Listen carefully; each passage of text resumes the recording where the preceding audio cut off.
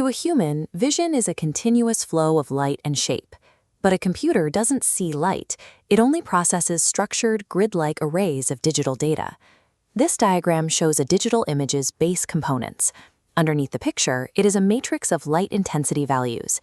In an 8-bit image, these values are proportional. 0 is complete darkness, 255 is full white. Every gray shade is a number in between.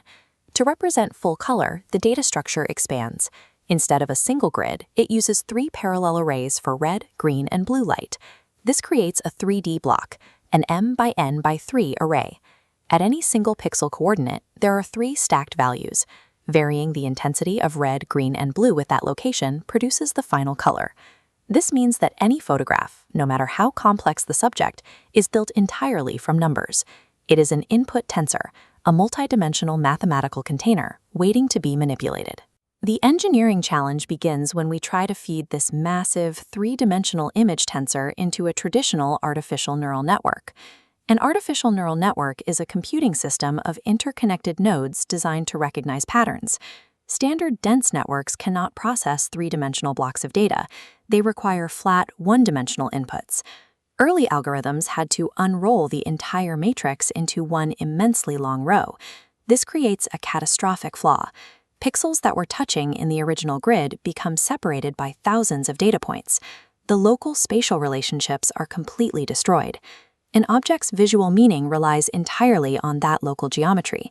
Edges, corners, and intersecting shapes only exist because of how adjacent pixels relate to each other in a 2D space. To solve this, engineers required a new architecture.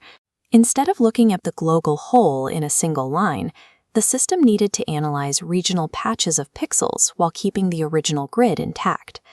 This specific requirement led to the design of the Convolutional Neural Network, or CNN. A CNN is a deep learning architecture built specifically to preserve and analyze the grid-like spatial topology of an image. The primary mathematical engine of this architecture is the convolutional layer. It is designed to extract visual features without flattening the data and ruining the spatial structure. It operates using a kernel or filter. A kernel is a small secondary matrix containing learnable mathematical weights. For example, a common edge detection kernel uses a 3x3 grid with specific negative and positive values.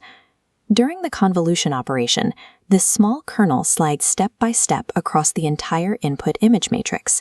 At each step, the network performs an element-wise multiplication. It takes the specific numerical weights inside the kernel and multiplies them against the corresponding pixel values positioned directly beneath them. Those individual multiplied values are then summed together. The result is a single new output scalar value that is placed into a brand new matrix. As the kernel repeats this math across the entire image, it generates a feature map. This new matrix highlights distinct geometric patterns, like the sharp contrast of an edge or a specific texture. Modern networks do not just use one filter, they deploy dozens of these varying kernels simultaneously. Each one searches for a completely different pattern, which massively expands the depth dimension of the overall data volume. Through this sliding multiplication, the convolution process successfully transforms an array of raw light intensities into a layered mathematical map of geometric meaning. However, the mathematical output generated by that convolution step is strictly linear. Relying purely on linear math severely restricts the network's ability to learn the complex, irregular shapes found in the real world. To fix this, the data moves through an activation layer. The most common tool used here is the rectified linear unit, or ReLU. ReLU applies a very simple element-wise rule across the entire feature map.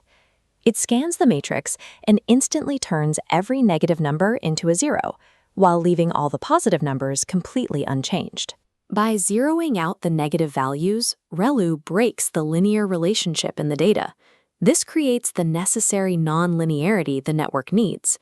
During this specific step, the spatial dimensions of the tensor, its width, height, and depth, remain completely unchanged.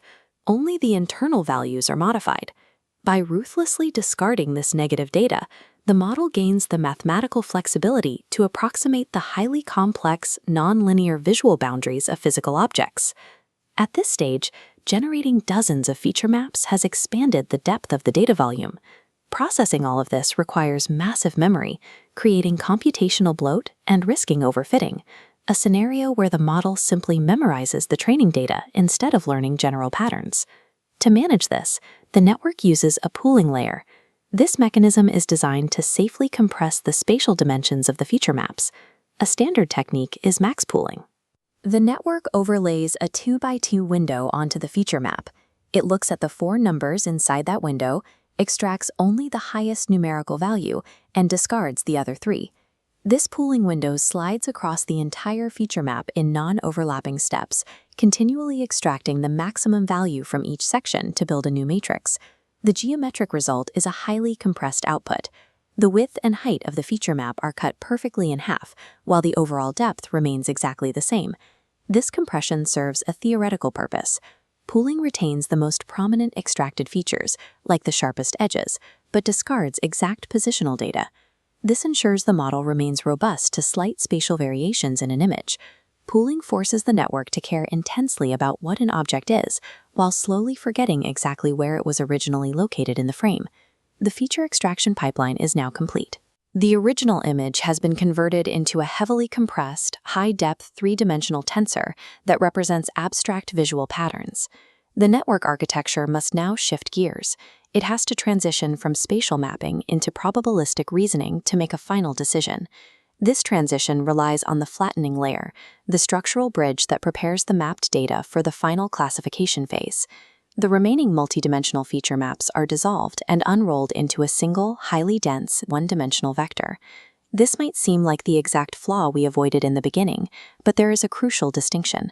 Flattening is safe here because the vital spatial relationships have already been mathematically baked into these values by the previous convolution layers.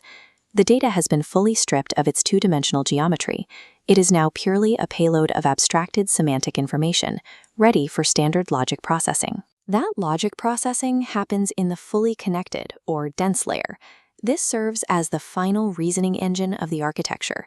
Every single node in the flattened vector connects directly to every single neuron in this dense layer, forming a massive web of mathematical intersections. Inside this web, the dense layer performs high-level reasoning. It calculates exactly which combinations of those abstracted features strongly correlate to specific real-world objects. Finally, the data reaches the output layer. The softmax activation function translates the dense layer's raw numerical scores into a final prediction. It forces those scores into a normalized probability distribution, ensuring the final percentages sum to exactly 100%. The single output node that registers the highest probability value dictates the network's definitive classification of the original image. From the initial matrix of pixels to the final percentage score, the entire architecture relies on a continuous sequence of differentiable transformations. It is a strictly mathematical pipeline, distilling raw light intensity down to a single semantic prediction.